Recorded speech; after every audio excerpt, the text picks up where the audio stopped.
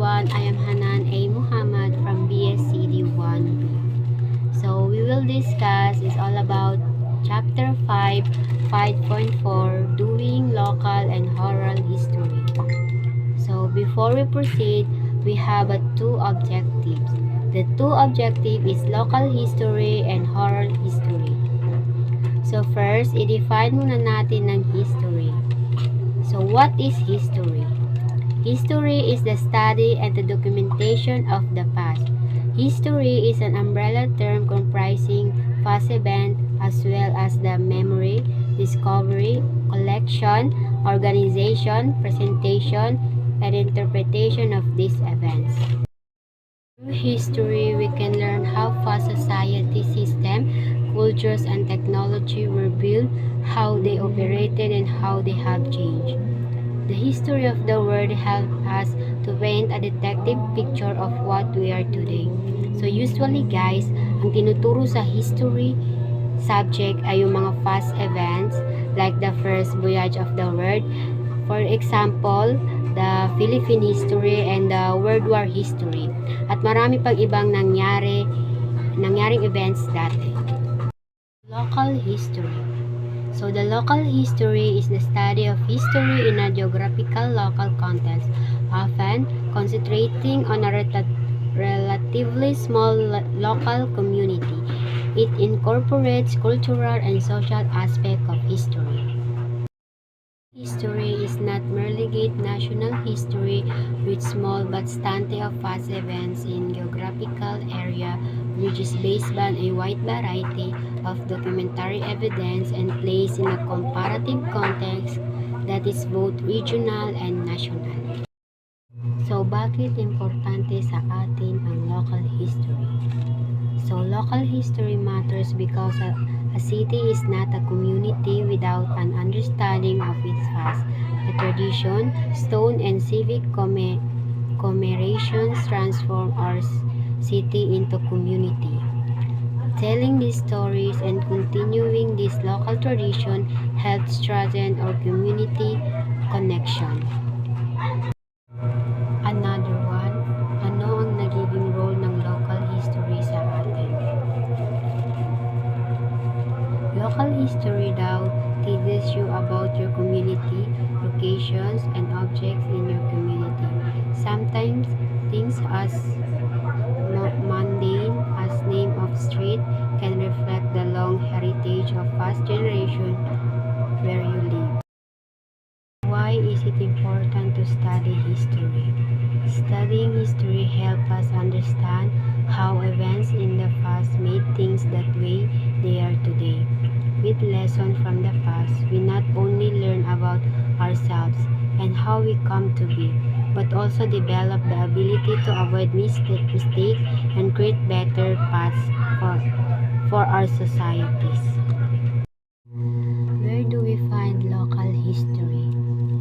So, in general, the primary sources for local history can be seen only in the place that they document. Municipal archives, public libraries, and local historical societies all may have material of interest. Dahil ang gumagawa ng local histories ay ang mga local histories lang.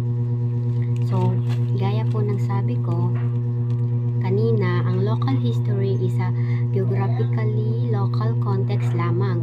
So sa ating community, ang example ng local history ay ang the arrival of Chiricahua Musuan, the 1976 Cotabato earthquake, at marami pang ibang mga local history event na nangyari sa ating community dati. History.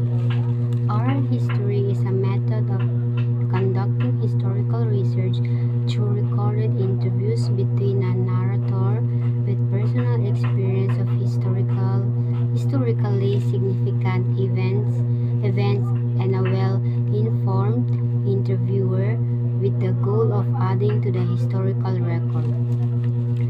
So, oral history is a technique for generating and preserving original historically in the extant information. Primary source material from personal recollection through planned recorded interviews.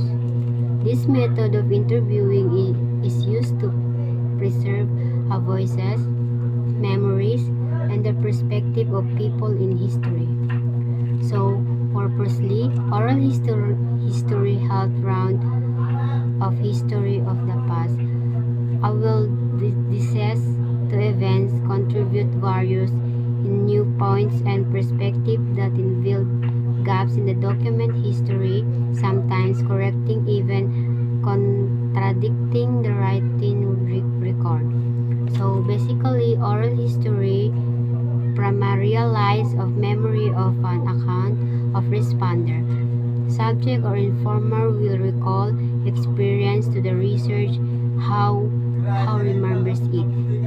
So, kumbaga, yung subject or yung interviewer ay nagsisilbing witness sa takbi or kung ano yung pinag-uusapan, i-relay niya ito sa researcher or sa isang historian. So, most of the questions in local history. The local history daw ba ay standing local communities, local institution, local groups, local heroes. In these studies, local history, then all of these events or all of these topics, local historian is an study the history of local institution like churches. They also study the local economic, local heroes, local events. Local history thus is also in broad the dynamic fields of inquiry that need to have an independent standing of a sort of certain local.